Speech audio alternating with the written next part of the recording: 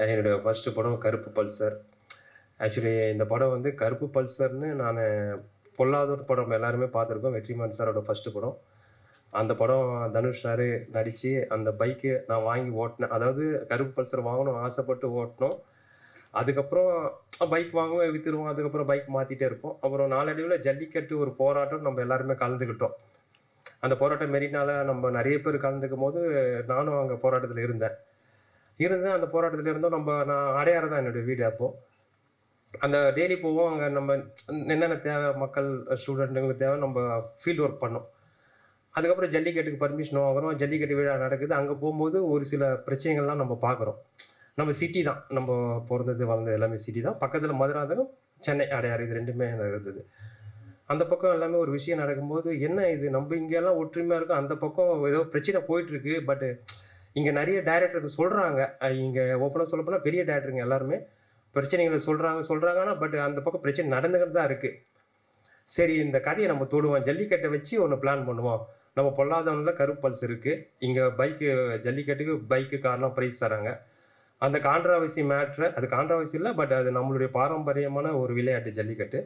அது ஒரு சில இருக்கு. ஒரு சில பிரச்சனைகள்லாம் அதுல இருக்கு. உடைச்சு சொல்லுங்க.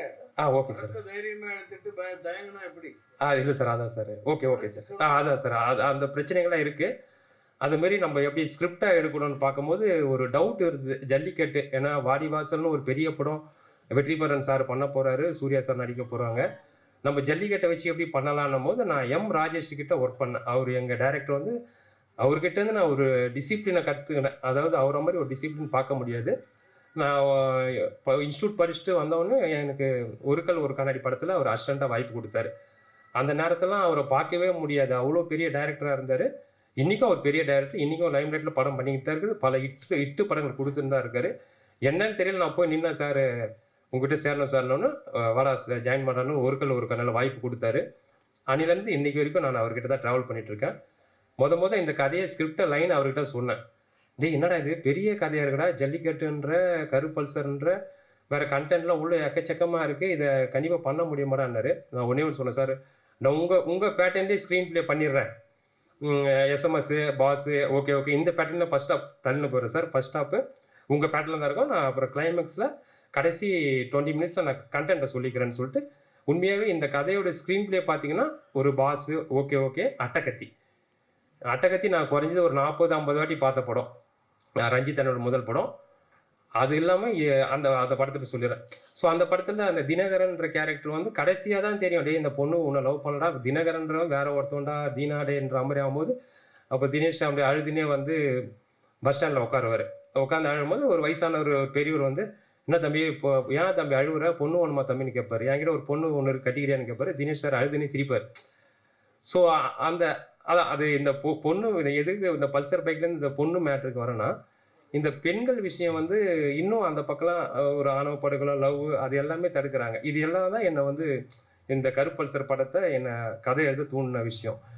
ஸோ அந்த பல்சரு, இந்த மாரி விஷயங்கள், இந்த ஜல்லிக்கட்டு, இத வச்சு நான் இந்த ஸ்க்ரீன் ப்ளேவ பண்ணேன். ஏன்னு கேட்டா, நம்மளுக்கு இருக்கிற கம்மி பட்ஜெட்ல ஒரு பெரிய கன்டென்ட்ட சொல்லணும். அதுக்கு எனக்கு ரொம்ப யூஸ்ஃபுல்லான படங்கள் பாஸ், ஒரு கிலோ ஒரு கண்ணாடி, அட்டகத்தி இது மாரி களவாணி படங்கள் தான் எனக்கு தோணுச்சு. அதுக்கப்புறம் வெற்றிமாறன் சொல்ற பொல்லாதன் படத்த வச்சு, இந்த இவ்வளோ பெரிய படத்த நான் முடிச்சிருக்கேன். அ அது மட்டும் இல்லாம இதுல பெரிய விஷயம் என்னன்னா, நான் அந்த படத்துல டைரக்டர் மட்டும் இல்ல, தயாரிப்பாளரும் கூட நான் தான். அது பெரிய பெரிய சவாலான விஷயமா இருந்தது. அது கண்டிப்பா வந்து அது எப்படி சொல்றதுன்னா, எங்க ஃபேமிலியே இன்னைக்கு ரொம்ப பிரச்சனைல மாட்டிட்டாங்க. தயாரிப்பாளரும் நானு வேற வழி இல்ல. நம்ம வந்துட்டோம். ஃபீல்டுக்குள்ள 15 வருஷமா டிராவல் பண்ணிட்டோம்.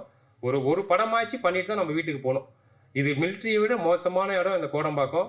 மிலிட்டரியில கூட நம்ம ஒரு ரிட்டயர்மென்ட் ஒரு அமௌண்ட் குடுப்பாங்க. ரிட்டயர்ட் ஆனா சரக்குலாம் கூட மிலிட்டரியில குடுப்பாங்கன்னு வைங்களேன். நம்ம அத வாங்கிக்கலாம், குடிக்கலாம்.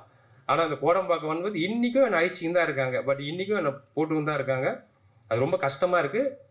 ரொம்ப ஒரு தயாரிப்பாளர் அதுவும் நான் ப்ரொடியூசர் கவுன்சில்ல தான் நான் மெம்பராகி இந்த படம் பண்ணியிருக்கோம். பாவம் எல்லா தயாரிப்பாளரும் இன்னைக்கு அவ்வளோ பிரச்சனை இருக்கு. நீங்க பாருங்க நான் கன்டென்ட் வந்து ஜல்லிக்கட்டுல இஷ்யூ இருக்கு. லவ்ல ஒரு இஷ்யூ இருக்கு. இப்போ எங்க எங்க ஃபீல்ட்லயும் அவ்வளோ இஷ்யூ இருக்கு. இது எல்லாமே நான் பேசிட்டு இருக்கேன். கொஞ்சம் கட் பண்ணி பேசுறேன். என்னால ஓப்பனா எதுவும் பேச முடியாது. கொஞ்சம் மன்னிக்கணும். அதான் ஒரு கன்டென்ட்ட இவ்வளோ தூரம் நான் முடிக்கணும் சீக்கிரம். அதனால நான் கட் பண்ணி பேசுறேன். ஸோ ப்ரொடியூசர் கவுன்சில்லயும் அந்த ப்ரொடியூசரும் காப்பாத்துங்க. சப்போர்ட் பண்ணுங்கள். கண்டிப்பாக நீங்கள் படம் பார்த்துட்டீங்க. எனக்கு தெரியும் செகண்ட் ஹாஃபு லாஸ்ட்டு ஒரு 30 மினிட்ஸ் எப்படி இந்த படம் இருந்திருக்குன்னு சொல்லிட்டு கண்டிப்பாக என்ன ஓப்பனாக ப்ரெஸ்ஸு அந்த மக்கள்கிட்ட மீடியா எல்லாருக்கிட்டையும் நண்பர் மாதிரி கேட்குறேன்.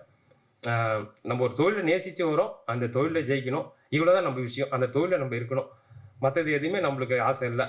எல்லாமே காலங்கள் கடந்து போகிற மாதிரி தான் போயிட்டு இருக்கோம். ஸோ இதுதான் நான் இந்த டைமில் நான் தினேஷ் சாரை பற்றி சொல்லிக்கிறேன். அவர் இன்னைக்கு வரல. கண்டிப்பாக அவருடைய மனசு இங்கே இருக்கோம். டெய்லியும் டச்சில் தான் இருக்கார். என்னன்னா அவர் வந்து நான் இந்த படத்தை வந்து 25 நாளில் ஷூட்டிங் ஃபுல்லாக முடித்தேன். இவ்வளோ பெரிய படம் நீங்கள் பார்த்துருப்பீங்க. அது காரணம் வந்து தினேஷ் சார் தான். நான் தயாரிப்பாளர்ன்றதுனால எல்லாமே டபுள் கால் ஷீட் தான். 7 மணிக்கு நான் கேமரா வச்சா குறைஞ்சது 2 மணி வரைக்கும் நைட்டு போவோம். இல்லைன்னா 10 மணி வரைக்கும் போவோம். கண்டிப்பாக மற்ற ஹீரோ நடிப்பாங்களான்னு தெரியல. அந்த அளவுக்கு ஹார்ட் ஒர்க் பண்ணி நடித்து கொடுத்தாரு தினேஷ் சார். தினேஷ் சாருக்கு நான் ரொம்ப ரொம்ப நன்றியை தெரிவிச்சுக்கிறேன். அவர் இல்லைன்னா இந்த படத்தை கண்டிப்பாக நான் முடிச்சிருக்க முடியாது. ஃபர்ஸ்ட்டு தினேஷ் சாருக்கு தேங்க்ஸ் சொல்கிறேன். அதுக்கப்புறம் ஃப்ராங்க் ஸ்டார் ராகுல். இந்த படத்தை நீங்கள் பார்த்துருப்பீங்க. ஃபர்ஸ்ட் ஹாஃப்லேருந்து எண்டு வரைக்கும் ஃப்ராங்க் ஸ்டார் ராகுல் ஒரு காமெடி. இன்றைக்கி நம்ம இண்டஸ்ட்ரியில் காமெடியனுங்களே கிடையாது. உங்களுக்கு நல்லாவே தெரியும். நம்ம வேறு காமெடி டைரக்டர்கிட்டேருந்து வந்திருக்கோம். நம்ம காமெடி வச்சு தான் டைலாக்கை வச்சு தான் ஒரு சீனை நம்ம நவுத்தி ஆகணும். வேறு வழியே கிடையாது. நம்ம அவ்வளோ பெரிய பொருள் செலவு பண்ண முடியாது. நம்ம ரூமாக தான் வச்சு எடுத்தாகணும். ஏன்னா ஒரு நாளைக்கு 5 சீனாச்சு எடுக்கணும். அப்போ தான் அந்த சீனை நம்ம முடிக்க முடியும் 25 நாள். அப்படின்னும் போது இந்த ராகுல், எங்கள் மச்சி ராகுலோட உழைப்பு, அவருடைய டேலண்ட்டு கண்டிப்பாக இந்த படத்தில் வெளிவரும். அதுக்கப்புறம் இவரை காமெடியே எல்லாருமே எப்படி பண்ணுவாங்கன்னு உங்களுக்கு தெரியாது. 3வது வந்து மன்சூர் அலிகான் சார். இந்த ஸ்கிரிப்ட் பண்ணும்போதே எனக்கு வந்து மன்சூர் சாருடைய அந்த அவர் லைன் எழுதும் போதே மன்சூர் சார் தான் நடிக்கணுன்ற மாதிரி முடிவு பண்ணிட்டேன். முடிவு பண்ணும்போது நான் சின்ன வயசுலேருந்து அவரை பார்க்கும்போது பயப்படுவேன். ப்ரெஸ் மீடியாலாம் அவர் பேச்சை பார்க்கும்போது எனக்கே ஒரு பயம் இருக்கும். வேறு நம்ம எல்லோரும் பேசுகிறத நம்ம பார்க்கும்போது ஏம்பா அவர்லாம் சொல்கிற பேச்சில் கேட்க மாட்டார்ப்பா. அவர் டைரக்ட்லாம் சீன் பேப்பர்லாம் தூக்கி போட்டு அவர் தான் டைலாக் பேசுவார்னு சொல்லுவாங்க. பட் ஆனால் அப்படிலாம் இல்லவே இல்லை. அதாவது மன்சூர் சார் மாதிரிலாம் ஒரு பர்சன் நம்ம பார்க்கவே முடியாது. அதனால தான் அவர் இவ்வளோ காலங்கள் நிற்கிறாரு. அவர் கேப்டனை பார்த்தவர், சூப்பர் ஸ்டார்லாம் பார்த்தவர். அதனால தான் இவ்வளோ காலங்கள் நிற்கிறாரு. கடைசி பாருங்கள் எங்களா மாதிரி எங்கள் ஜென்ரேஷனையும் வாழ வைக்க வந்திருக்காரு சார். அவர் அடுத்த ஜென்ரேஷனை கண்டிப்பாக டாப்பில் தான் இருப்பார். ஆனால் ஒன்றே ஒன்று சொல்லுவார், டே என்னை இவ்வளோ வேலை யாருமே வாங்கலடா. அந்த கேரவன் நிற்க ஏற்கனவே சொல்லியிருக்கேன். அதை நான் ஏற்ற விட மாட்டேன். கேரவன் பார்க்கறதோட தான் அவர் வேலையாக இருக்கும். அவ்வளோ வேலை வாங்கியிருப்பேன். என்னை என்கரேஜ் பண்ணி டப்பிங்காக இருக்கட்டும், ஸ்பாட்டாக இருக்கட்டும். ஏன்னா அவரும் அதே தான். 7 மணிக்கு மேக்கப் போட்டு 8 மணிக்கு வந்தாருன்னா 10 மணிக்கு தான் நான் அவரை அனுப்புவேன். ஸோ இது எல்லாமே இந்த ஹார்ட் ஒர்க் எல்லாமே நான் ப்ரொடியூசராக இருந்தனால தான் வந்தது. ஸோ அது ஒரு ப்ரொடியூசரோட வழி தான் இது. மற்றபடி டைரக்ஷன் நான் எங்கள் டைரக்டர் எம் ராஜேஷ் கிட்டேருந்து கற்றுக்கின விஷயத்தை நான் அப்ளை பண்ணியிருக்கேன். எனக்கு சப்போர்ட் பண்ணுங்கள்.